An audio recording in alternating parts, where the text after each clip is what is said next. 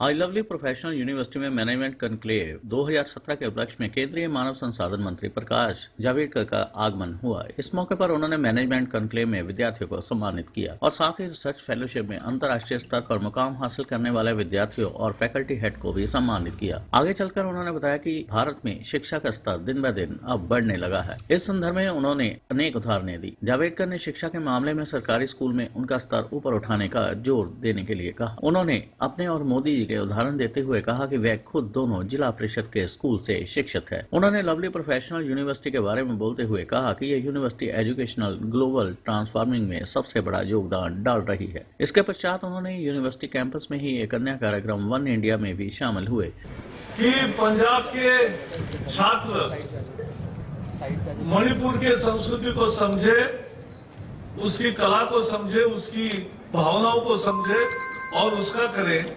मणिपुर के लोग कर्नाटक का करें, कर्नाटक के लोग कश्मीर का करें।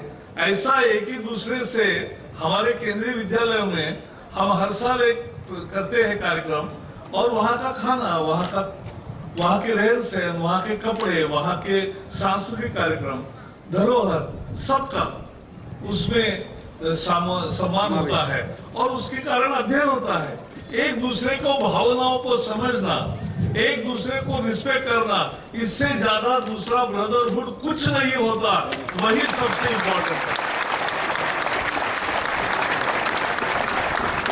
और वैसे भारत की संस्कृति केवल एक भारत नहीं कहती, एक तरह से हम एक दुनिया के विश्व बंधुत्व के बात करते हैं, क्योंकि हमारे लिए सारा विश्व ही एक बंधु भाव से जुड़ा है।